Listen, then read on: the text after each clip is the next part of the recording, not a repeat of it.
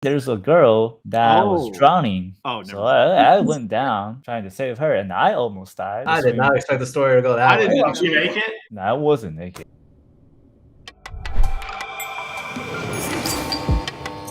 What's going on, guys? We're here with another episode of the After Hours podcast. We have a very, very special guest today. I don't even think he needs an introduction. Joining us is Stephen Dux, who is a bit of a legend in the small cap space. So thank you for coming on, Stephen. Hello, guys. How are you guys doing? Good, man. So I know there's a trading podcast, and we're gonna get into trading and questions like that. But selfishly, Yeah. I have my own question. Is I hear you're a bit of a car guy, so I want to know what your car collection looks like these days. Cars. Right now I have a S580, the Mercedes Benz. Have a Rolls Royce. What's the? I think it's Ghost. Ghost. That's Ghost. dope. Yeah. That is dope. I also have a Koenigsegg, Regera. Used to have a SVJ, but sold that one because that one was giving me headaches. So Koenigsegg is the one that I'm most interested in. How'd you end up deciding to get that car? Because that's like a multi-million-dollar car. It's specially built, Christian von Koenigsegg, the whole thing. So how'd you end up deciding to get that car? I always wanted to get one. I just, as I said, I need to make, I don't know, multi-million-dollar in one trade. That's how That'll be the trick. Yeah. So which trade paid for that car? Initially it started with DWAC. That was Donald yeah, Trump well, bought you. So it's a Trump car. yeah. Well, not necessarily a Trump car, but it was. And that was, I think, close to 6 million, right? It was 6 million. Then the following day was 3. The following day was 4. So it was. Was that your biggest? Was that your biggest single one-day winner? That DWAC? I think so. Yeah. Well, and first things first, buy the Koenigsegg, huh? Didn't count Trade Zero though, because it was doing it with Trade Zero as well. So it's a little bit more than 6 million. But oh, goddamn, that's incredible. How did it feel to not only have a trade like that, but to celebrate it with an unbelievable reward, which is a car? And second question is, how does the car drive? How's that? What's it like? The car has its special sound. It sounds like, I don't want to say ghost because it has a ghost sign on the car. It has that weird noise. It sounds pretty good. Other than that, it's got 2 batteries. It's I think it was VA. Yeah, 2 batteries and VA. I think it was 1,600 horsepower. So. Do you drive it often, or do you drive the Benz mostly, like day to day, or the Rolls, or?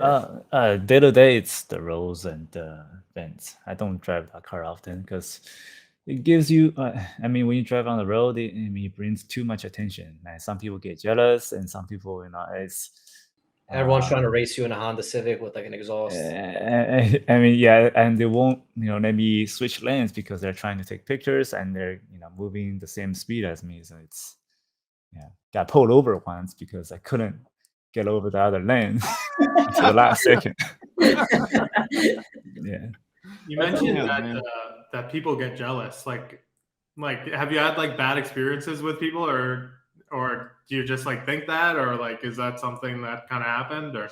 I think the first car I bought was the McLaren, and I was parked nearby the street, and somebody got jealous and got this, I don't think it's a pencil, but I think it's a pen, and it, it scratched through the entire door. Oh. And that's the first time. That was the first time you killed a man. That was the first time the car got scratched, but there's Wow, that's crazy. I mean, it's very impressive what you've done with your trading, man. Because I feel like you're one of those type of guys that when the opportunity is there, you'll strike, and aside from that, you'll just wait. So how do you personally handle the FOMO of waiting for those setups, and kind of on that turn, how do you have that confidence to, pull a $6 million trade out the bag? I would say, to be honest, like everybody is struggling with that waiting game, especially in last year and this year. I think last year we had like 5 months of nothing other than bigger caps. So what I used to do is I track a setup that I wanted to trade, and specifically um, how many times it happened throughout the year, and each time, what's my winning percentage, how much I'm likely to gain, how much I'm likely to lose, and you can kind of get a rough estimate to see that this is how much you're going to make by the end of the year. So once you know the numbers, you are much more patient than other traders that can't wait for an opportunity and start forcing trades. So a lot of people, No, go for it, Chuck. a lot of people, tracking trades is, it's a common thing that we've all kind of been around, heard about, talked about doing. A lot of people do it. I myself have done it. I know James has done it. I know Harry's done it. Alex, he just catalogs everything inside of his fucking photographic memory. So, but what is it about your tracking that allows you to have such confidence in it? What do you think you do differently, or what is it about that data that when you're looking at it, you go, yes, I have to go big on this? With high risk, first of all, it's the winning percentage of the pattern. So after you track a couple thousand tickers altogether, you'll kind of know what's the winning percentage, what's likely to happen. And it's not just the tracking of the data. Sometimes I record the moment of the stock tends to shift its momentum. Let's say it breaks down or breaks out, then you can remember or try to memorize that level too. So you can kind of get a feeling of when the stock is about to break down or break out. Typically with how much size I'm likely to go in, it usually starts with minimize your risk. So whenever you are, let's say you want to short a stock, and you not just by focus on your own risk, you also want to look at the chart. Look at the chart that to think, you know, what what's the top short sellers likely to take an entry on, and most of them will likely to minimize their risk almost to zero. So whenever you are shorting a stock, and if there is a specific resistance or there's pre-market resistance, um, and they want to minimize their risk up to zero, or there's an intraday parabolic, they always wanted to sizing into a push, and that's when you see a massive stuff into one candle, and that's where momentum tends to shift. Um, and whenever you are finding that point, I call it net 0 point. So if you find that point, and you can get in with pretty big size with a little bit of risk, that's where I started to um, piling up my size. Once I get the first pullback, or as soon as I go in, and when it pulls back about 15%, the momentum tends to shift. I will cover decent amount of my size to get a some of the gains. Then I will start adding to the bounces. This way, I will have a little bit of cushion of playing throughout the day, and that's where the profit tends to grow and snowball. It's unbelievable. I think that's like, is it hard for you then when you have the opportunity to short with such size, like a DWAC or something like that, then day to day, like, has it become almost like not enjoyable for you? Like, I know it's still making money every day, but like, how you can't quite obviously use the same size day to day. So how does that work for you? Yeah, not the same size, but I don't really use the same size on on DWAC, like on every single ticker. I track patterns specifically and categorize them into different sections. For example, like lower floats with lower cap, market cap, and when they are trading specific volume, you can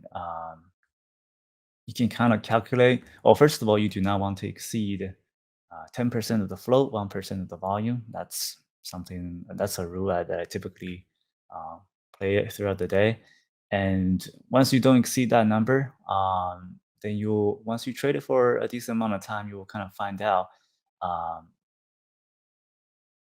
especially going into intraday patterns, not multi-day runners, but intraday, a low float can only sometimes handle 500,000 positions, 600,000 positions. If you go more than that, it's first of all, you are taking too many shares. You are once you go over 10% of the flow, you are going to affect the price.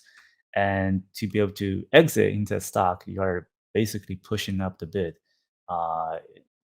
in such a large range, then you cannot get out at the point that you wanted. So with different patterns, you have to kind of know that first of all, what's the max size you can go in before uh, before you cannot get out at the point that you wanted. Um, that's for intraday patterns. Then if you go into multi-day patterns, then you kind of have to go through all that data again to see what's the maximum size you can go in. I have those. Most of the time, I have those sizes figured out already. So let's say I go into an intraday pattern, I look at this ticker, check out the flow, check out the market cap, check out the volume. I will know that, okay, well, 600K is about the max I can size in. Then if I win, I will probably make up to 100K to 150K in my trade. Wow. Did you learn that early on that did you ever make that mistake? Did you ever take too much size according to the float and just really put yourself in a bad spot? Or is this something you kind of knew from the beginning if you were going to what you had to do? Oh, definitely made mistakes before. Yes, I have taken I would say I think it was 15% of the float. And yeah, it was not very good. I think I took like 40% losses on it. I was trying to get out with only 15% risk, and after I completely got out, it took like 43% losses. So Do you ever swing these positions short multi-day? For example, it doesn't have to be DWAC, but if any of these stocks that you're shorting, okay, you locked in 100K, 200K, do you still keep maybe 50K shares, 100K shares for 2, 3, 4 days more? Or are you mostly like, you know what, let me get out, let me sleep well, and I'll just hit it again in the morning? I keep it. So I only hold positions maximum in one day. So just one night, then covering the next day. Typically, when with those swing positions going into multi-days, I will cover about, I think it's 75% of my size. And if the ticker trades crowded enough volume, typically there's a balance coming in the next day. So I keep that 25%. Mainly is for the average, so I can add in the second day. Make sure that my average is really high and going to stay positive throughout the day. So once your average is pretty high, you are not, in terms of your entry and exit, you will probably not get nervous when the stock is bouncing in the second day. Yeah, maybe we can kind of switch gears a little bit and talk about the recent sector we had, AI. Did you trade any AI tickers? Did you trade any China tickers? Maybe you can kind of talk about that. Maybe you didn't trade any at all. I traded all of them. So it's Maybe you traded some. Okay, you traded all of them. I mean, it's been a pretty exciting. I don't know, the last 2 months. Starting, I mean, the AI wasn't as crazy as the last one, TOP. Yeah. So for the AI sector, I think I think the biggest loss I took was CXAI on the bounce, not on the first initial round. When I think it topped around 70, consolidated around 15-ish. Then I think it was on that green day right there. Yeah, right there. That's the loss I took because the resistance range is so wide. That's where I was taking paper cuts little by little. I think that was 140 losses, 140K losses. I think that's the loss I took specifically to the AI sector. that I Consider that resistance range to be like 13 to like 20, or would you consider it to be like a little bit higher? 15-ish, I think. 15-ish, you'd Yeah. consider that to be like Yeah. more so kind of the Right. resistance. Yeah, it topped around 10, 11 3 times. So I shorted it on the third time when it was panicking. If you zoom in, and when it reversed, that's where I cut my losses. So Makes sense. This was after the first initial run. On the initial run of CXAI, when GFAI, SAI, all these crazy stocks were going, were you attacking during that time as well? I know I did not attack it. I knew that this is the first sector that everybody wants to get their hands on, because typically when you have a long period of time of nothing, and a lot of people tends to go very aggressive on those stickers. So I think I attacked it on the backside for GFAI. I think I made 300, 400 on the backside. That's pretty good. This is a bit of a psychology question, but from someone like you who has had such success on shorting like DWAC and like other sectors, how do you keep yourself from getting like overexcited on the way up? Because like you obviously you were very patient on the way up, and then when you hit it on that bounce day, how do you not force yourself to taking on too much risk too fast? And like because you seem to do really well at risk management and like keeping your losses really small compared to your wins. And I think it's impressive, but how do you kind of keep your mental state when the trade is actually happening? Okay. Okay. So there's one thing that I typically keeping track of is um, I split market cap and flow into different sections. So let's say if the ticker started with under 100 million market cap, and when it then once it did its multi-day round, you track on the top of the candle to see. Typically on the highest day volume, it is the top. So you can kind of track how much money was traded in that top of the candle. Then after that, you can use that as reference to trade pretty much all of the multi-day rounders in the same sections. So if the initial market cap is under 100 million, let's say the top of the candle traded 30 million shares, around 50 shares, and that's 1.5 billion in terms of dollar amount. Then you can use that dollar amount to calculate if the multi-day rounder tends to finish its run for the day, or it still has continuous uh, volume that's going to come on the second day. So let's say today, so number we got is 1.5 billion, and today only traded maybe 500 million, 700 million. So there's a high chance that the ticker is likely to go up another day. And once you know that, you'll be pretty patient to wait. So you're very data driven. You're really looking at the stats. You're looking at the data. You're making sure that you understand if it fits the criteria, if it doesn't fit the criteria. It's really key, because I feel like a lot of people in trading, they just think like, hey, you show up, you buy this stock, you short this stock, and it's gonna go up, maybe it's gonna go down. But you are very data driven to be able to say, hey, you know what? I've seen this pattern occur 1,000 times. There's a 90% win rate. I know that the float is X, so that means that my size is Y. And based on the win rate that I've had in the past, I could do this. So I think that that's very helpful to a lot of people to understand that you're treating this very professionally. You're not waking up and winging it. You're not just gambling, rolling the dice. You are treating it very, very, very high level professionally.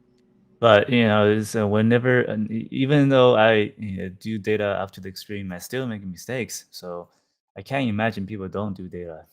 How many mistakes they make. So yeah, going into TOP, especially into the last 2 weeks ago. TOP, I was talking to the owners of different brokerage. There's a firework blowing up for different accounts. I think a lot of people went negative equities on this ticker. um, That is crazy chart. yeah, and I think I personally took, I think it was 200K, not 200K, 140K. So 140K on the first day, not on no, not on that day, the previous day. So right. The after hours. Yeah, so I shorted into consolidations around, I think it was around 20, at it at 19. After it didn't break down, that's where I covered by the end of the day. So that last candle is where I exited. My size was pretty big, so I think I had like 70K shares. Wow. And that's Was where that you pushing it up after hours? no. I'm just I exited right before the market closed, and then that's where I wanted to go long. And I had my hands on the trigger. I didn't pull it. But if you went long, you would have retired, bro. I probably won't catch the top, to be honest. I'll probably exit around 30 and leave a little bit size and goes all the way up to like 200. Very little size. Yeah, so this candle had 125,000. So Dux was like 60% of that candle. Yeah, that's me right there. That's Dux right here. That's Dux. Yeah. How do you deal with those losing days? Like, what do you do to release stress? Because trading could be very stressful. Like, the good days are never as good as the bad days are bad. So I feel like, at least in high level trading, when you're talking about 6, 7 figures, maybe even 8 figures, there's gonna be some really bad days that come along. So how do you personally release stress? How do you manage stress? Do you have any advice for people that are stressed in their trading? I mean, I get stressed, and if I get a bad trade, I go take a walk or go to the gym, do some meditations, whatever works for you. Drive a 1,600 horsepower car. Yeah. Yeah, see, some of these things aren't available to us peasants, but I get it. But you see, the hardest part to really for stress, I think, in this almost like 9 years of trading, is to actually face your own mistake. A lot of people that when they made a bad trade, they don't want to go back to their trade, or they don't want to go back and look at their account statement of what stupid things they did while their place their entry and exit. The hardest part is for me to like actually admit that I made a mistake, not finding excuses of, oh yeah, the stock is manipulated, the stock is this or whatever. When the stock is always going to be manipulated, and it's up to you to manage your own risk. You can do whatever to, you can even do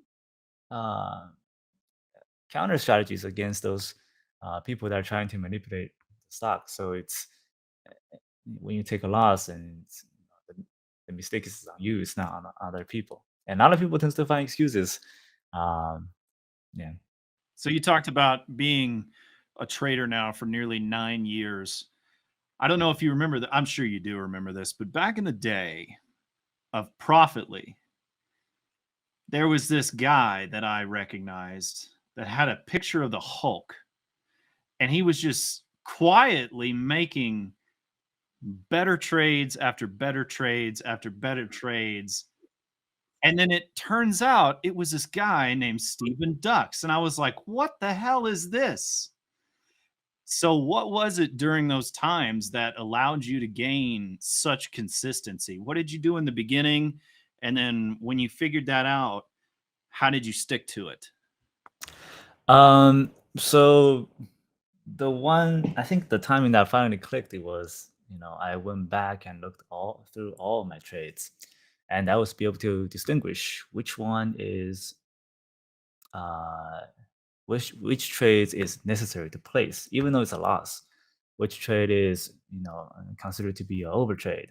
And once I filter out all of the losses, all of the gains, that's the opportunity that I have to place an entry and exit, and get rid of all of the overtrading and what is considered not to be tradable.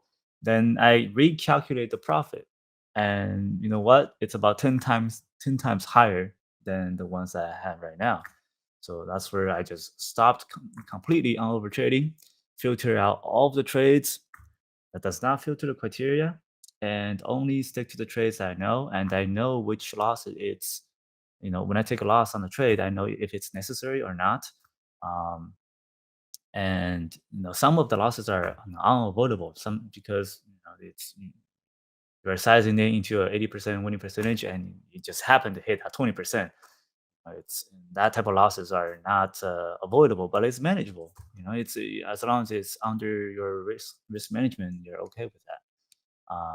And long run, without over trading, fitting your criteria, and you are always going to take losses.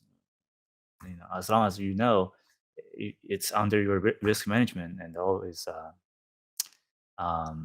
you should be fine in your trading career. I think you kind of mentioned at the start, like the past 2 years, obviously haven't been as ideal than the couple before them. And maybe you can kind of talk about like what setups are working right now, and like what types of things are working for you in this kind of environment. Okay. So there's two things I found out. I just personally, my own opinion after observing in the last 2 years. First of all, is trading definitely became more competitive than usual compared to 2021. So it's a lot harder for short sellers to, I would say, to actually make money compared to 2021.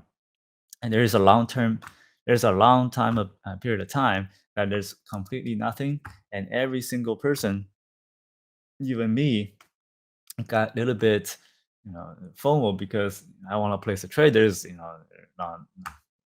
there's basically nothing to make money on. So I think it was last year August. Then we had BBBY. After that, there's pretty much nothing.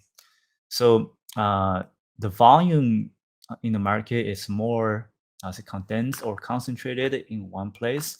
And whenever there's a ticker that came in, it's HKD or BBBY, all of the volume sounding concentrated all together. But on the intraday volume, it's been declining in the last 2 years consistently. So what I tracked, that in 2021, 2020, the intraday maximum dollar can be traded is up to 1 billion. Then going into February, it will become 700 million. If we go into May or June, it becomes 500 million. The lowest we actually got is actually 250 million. So in terms of intraday volume, we dropped intraday dollar amount being traded. We dropped 75% compared to 2020, 2021. So what do you think that's attributed to? Do you think it's people that are just losing all their money because they were apes on AMC and GME, or hodling onto everything, or what exactly is it? It's the raising interest, man.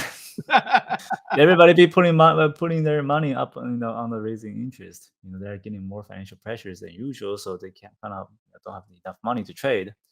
That's what I think. And whenever there's something come up, and usually it's the first one or two trade after a long period of time of nothing, there's a really intense squeeze. HKD went up 2600, and TOP went up to 200. And usually the edge comes right after that. So either there's a sympathy play, it was MEGL, going into the second day, shorting against the pre-market resistance. Yeah, that's typically where the edge is. And after that, it depends on what I typically viewing is short sellers typically has a lot more money than the buyers. So whenever there's a squeeze, big squeezer coming in, the shorts get squeezed. So the short sellers deposit money into the buyer's bank account, and the buyer's gonna use them to do it again because they think they can, pull off another TOP. So then the short sellers go in to get their money back. See, this is what happens in the last 8 years. It has not changed at all. So the only problem is, as a short sellers, for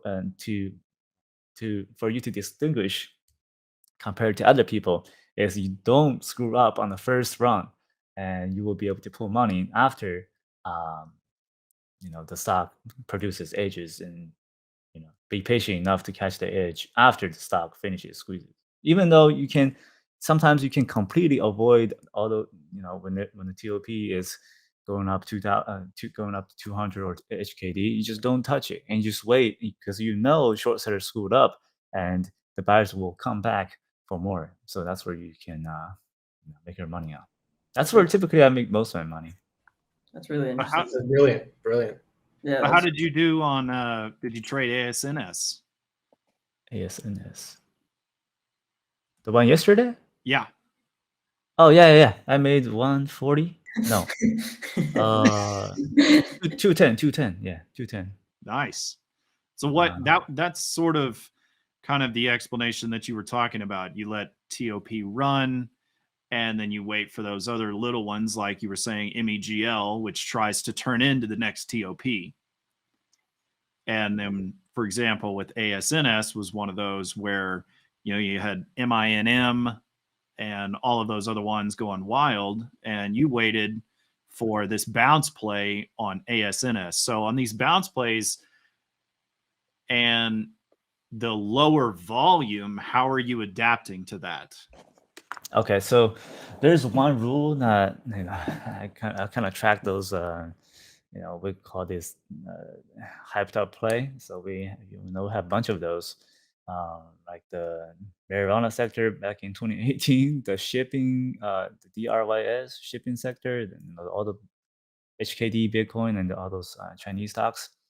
One thing that, especially during those hyped up sector, you want the first round to trade enough volume before you go in on the second bounce.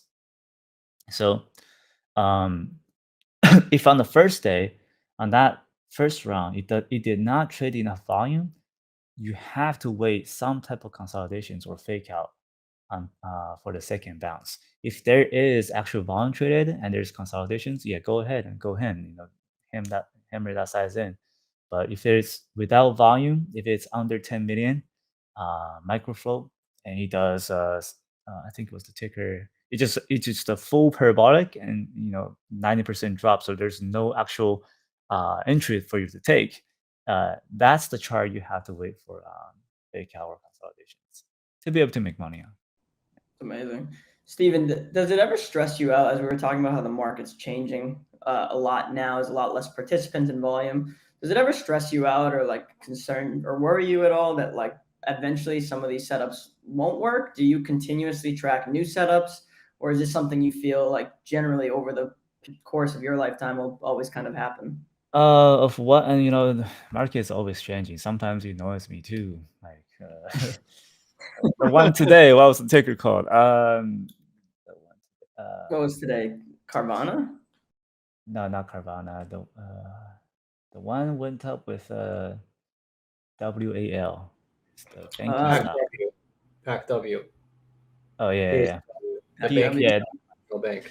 If you go back to that chart and what is you PACW. Yeah, PACW. Yeah. PACW? Yes, sir. So if you go back to that chart and you compare with the chart FRC, it looked exactly the same on the second day, and it triple topped.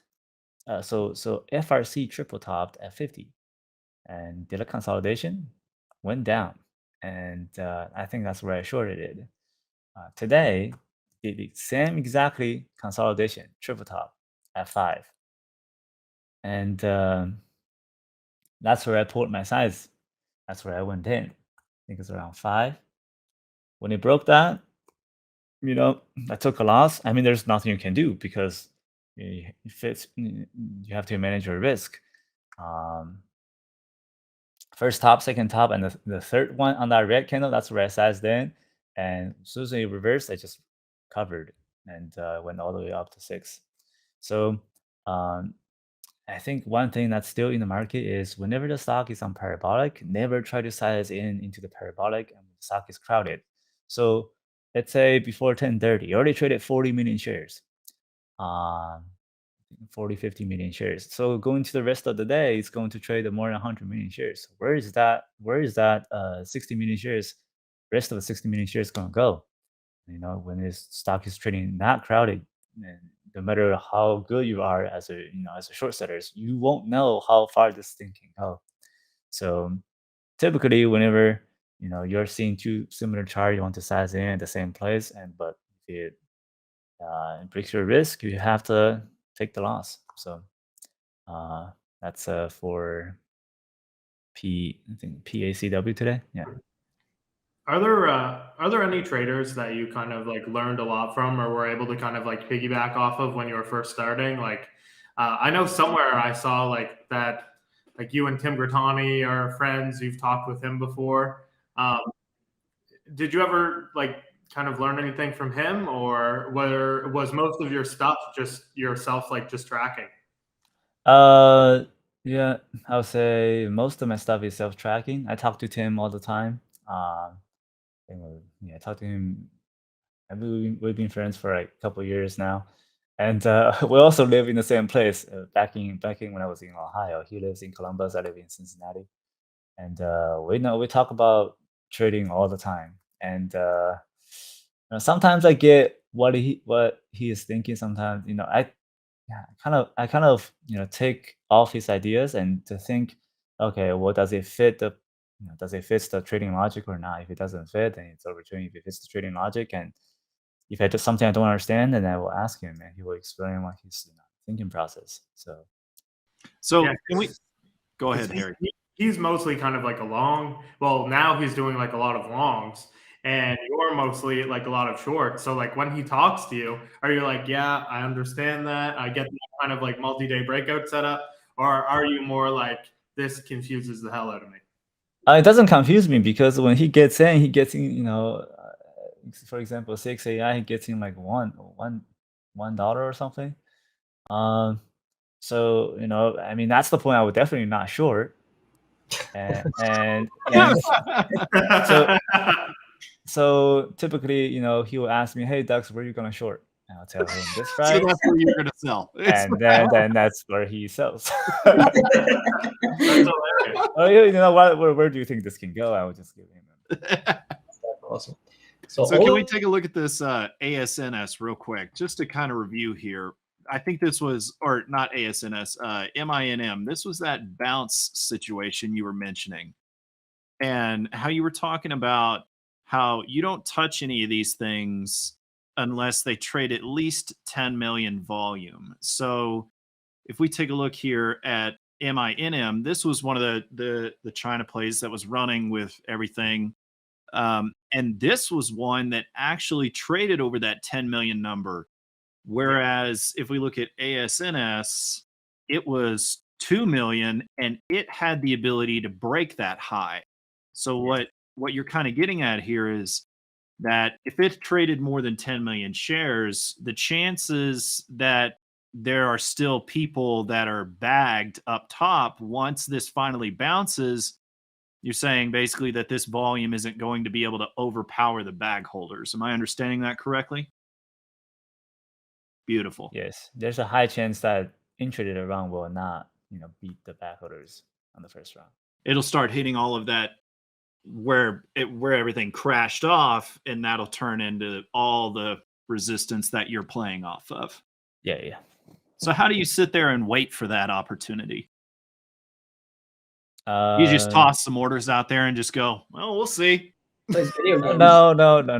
I never toss orders over there. Yeah. I think you just triggered him, Joe. So go ahead, look at the chart. Yeah. If you go into intraday on the second round.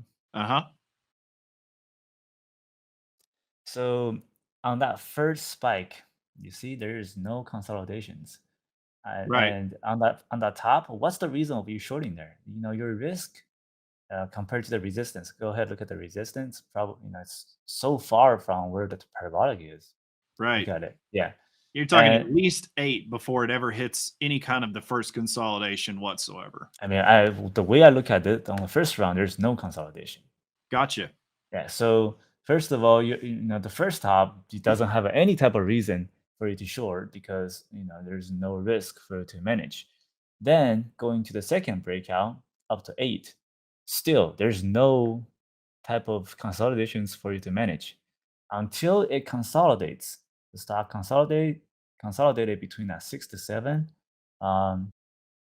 That's where you're supposed to find your entry, just as in risking the top of that 8. Typically, I risk the 75% of the consolidation range. So it's between, I think it's around 6 to 8. So the range of that, so the 75%, which is probably around 750 area. The 75% of the consolidation range. Oh yeah, so it's a $2 range, right? And so Yeah. 75% of that would put it at 750. Yeah. Yeah. Yep. Mhm. And then you're aiming to enter around that 750. No, that's my risk. Okay. I'm probably gonna enter between I think a 670, 650. Gotcha. Okay. Awesome. That's amazing. Steve, I have a question for you. So you just listening to you talk about trading, I mean, you're obviously a freaking savant and 100 times smarter than I am.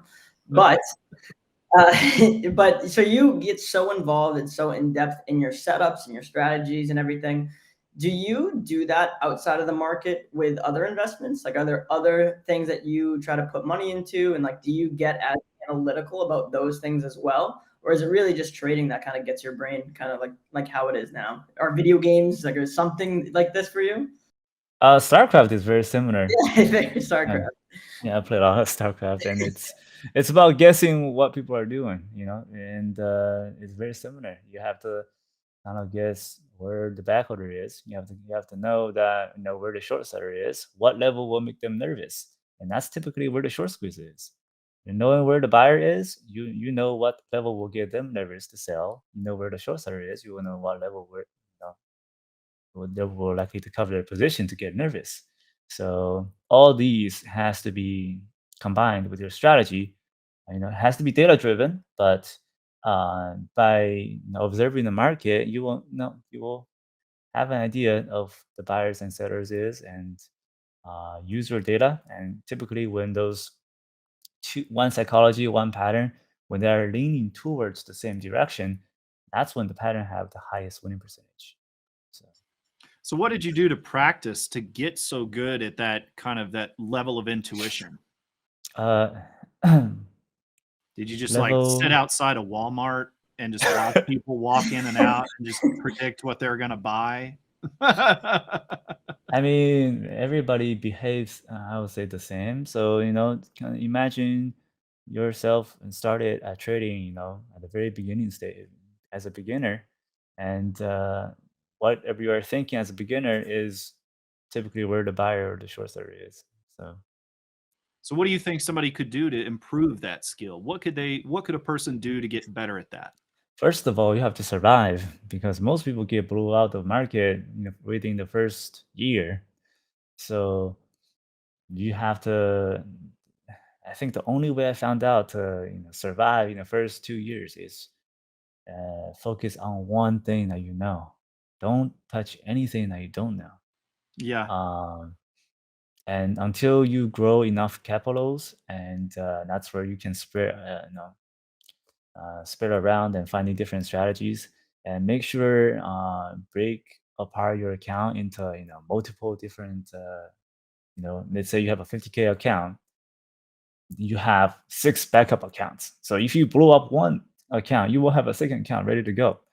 And that's the I would say essential part, especially for beginners, to make sure you are stay alive in this market as long as it gets. The longer you stay, the better you will get.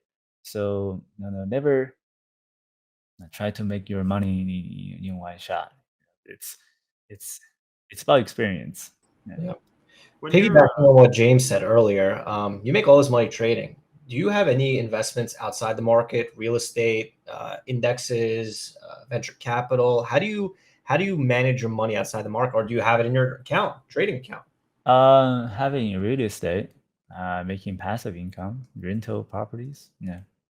So you just focus on rental properties. You don't put anything into like Apple or Amazon, anything like that? No, because it's very easy to mix up with your trading mindset. When we're doing day trading, it's all short term. Whenever you're looking at the ticker for 2 months, it kind of confuses you. So, and typically, when you take a position in Apple, when you take a position in Amazon, as a trader, you definitely want to look at your positions. I mean, if you're bored, so I might as well just invest in something else. I mean, it's all slow. So when you're looking to short into, let's say the chart that we just looked at before, on that kind of resistance, are you ever paying attention to the vol or the VWAP on that day, saying like, okay, I think that this is where the average price of the bag holder could be, and I want to kind of like look to short around there? Or do you just not pay attention to that at all? oh no, VWAP doesn't work. I mean, Dux is like, shots fired. Shots fired. Here we go. VWAP works when there is concentrated volume on consolidations. VWAP does not work when there's fully parabolic up and down. So there's So conditions when VWAP works. Yeah. So it needs Because I see people on Twitter talking about this all the time, that it's like, oh, well, we used VWAP from the prior day's resistance to top tick this. I see that all the time on Twitter. And I was just wondering if that's something that you kind of saw.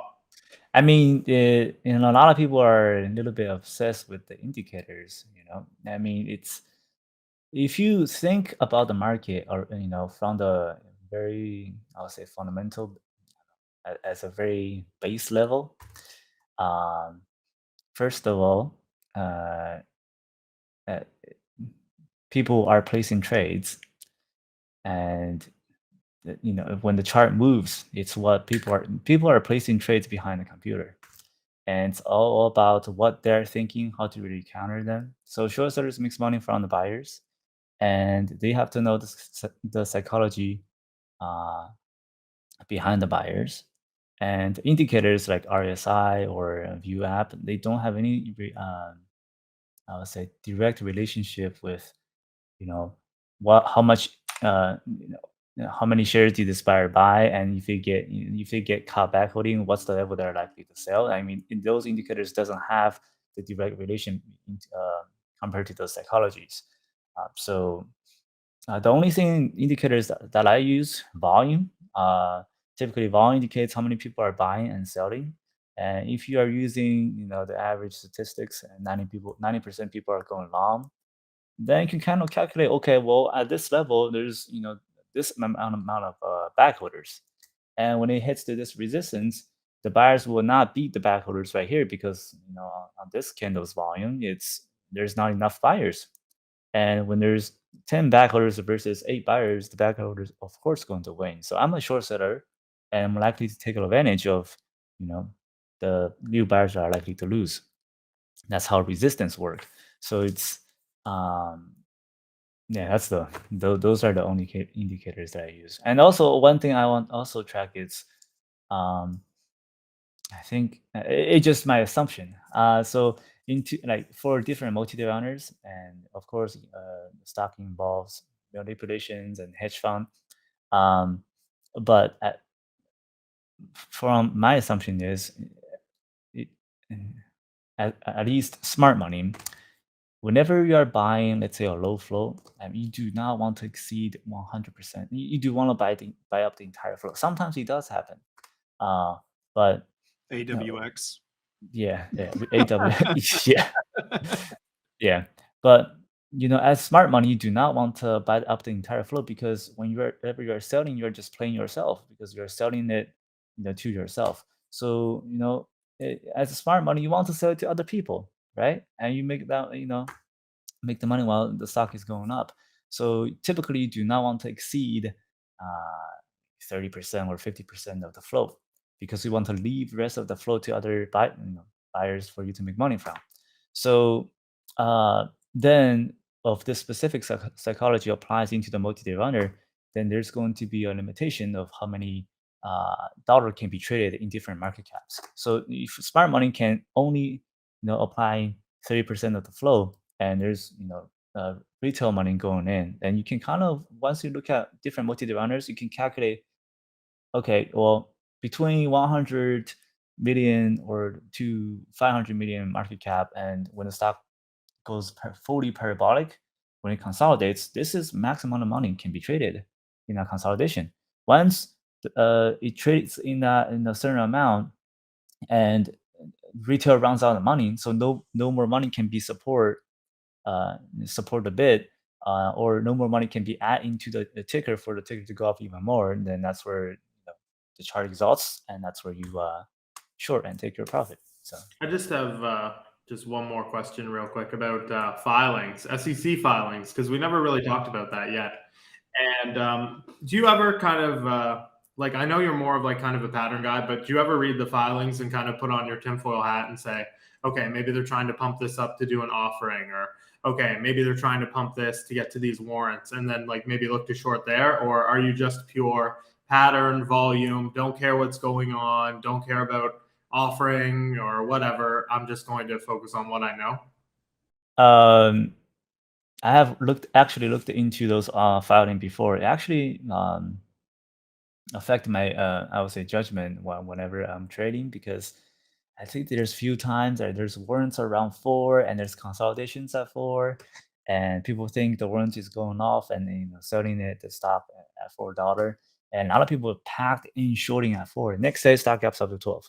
So I think it's all about risk management and focus on what you know, because there's a lot of stuff that you don't know, and you can potentially you can trade anything to in the market to sometimes you're lucky to make money. So just trade what you know, and you will make a killing. Make a killing, yeah. Good answer. All right, man. So to wrap up here, we want to talk about some regular guy questions. Okay. These have nothing to do with trading at all. This is just us getting to know Steven Ducks, man, just to show how much of a regular guy he is outside of his genius level mindset. So number one, what was your first job? First job, I worked at a dorm. I think it was a midnight shift. So it's between 12 a.m. to like 7 a.m. to check people in on the dorm. Yeah. Oh wow. It's like $6 an hour. He's come a long way, fellas. So what was your favorite hobby? What is your favorite hobby outside of trading? Favorite hobby? I play tennis. I play a little bit of basketball. Play a lot of video games. League of Legends, Counter-Strike, whatever you name it. Awesome. So what are you reading any books? What's your favorite books lately? I don't really read trading related books. That is like our lowest answered question. I don't mean trading related. I just mean any books. What's your favorites? Favorites? I mean, recently I'm reading Cas9 gene editing. Yeah. Wow. Ooh, that sounds yummy. And yeah, I like I read quantum physics. There's one thing that I like to read that's I would say semi-connected to stock is what's it called? The psychology of economic behavior. It's not a book. It's a genre, but it basically talks about the psychology, how people use their money. Oh wow. So, yeah. So what's your favorite TV show? What do you like to watch? I do not watch TV. I watch a lot of anime. I watch what's it called? I watch Naruto. Dragon Ball Z. No, I watched a little bit Dragon Ball Z, but yeah, but I watched Dragon Ball Z. We gotta get you into that. What else? Yeah, I watched a lot of anime. Too many. Yeah, you name it. What's your favorite food to eat? Favorite food? I mean, I like all kinds of food. I'm not really picky. It just I can't handle blue cheese. That's ooh, yeah, that's ooh. Yeah. What's the most memorable vacation you've taken? Memorable vacation. In Maldives, I think there's a girl that was Oh. drowning. Oh, So never mind. I went down trying to save her, and I almost died What trying the? to swim. Damn. Trying to I did swim. not expect the story to go that I way. did not- I heard the wow. girl, I heard Maldives. Yeah, trying to swim back. Yeah, I was cutting it close, but Wow. Did she make it? no, I wasn't naked. I had the. No. Did she make it? Did she? Oh no! Did she make? Yeah, she made it. She made it. What? No, oh my god. That's how we're gonna start the podcast. Was she naked? I'm I sorry, have I'm another totally question. off Are you track dating now. I anyone? don't have it. Sorry, what? You are? That's cool. That's funny. I'm still just Screw me, okay. that's for a second. Where was I at? You're good to me. Oh my God. Well, I think that's pretty much all I've got for you right there. I Yeah, think that's a great wrap right there. That's awesome. Thanks for coming on, Steve. That's awesome, Dude, Steven. Thank you, dude. Thank you so much for being here, man. All right, guys, I gotta go eat. So Yeah, Yeah, no, bro. go eat. oh, thanks for having me. No of problem. course. Thanks for coming. No blue cheese. No No blue blue cheese. Yeah. No blue cheese. And Yeah. keep Have a your good one, clothes bro. on when you swim. Stay clothed. See you guys. See ya. Thanks, bro. Later. Take care.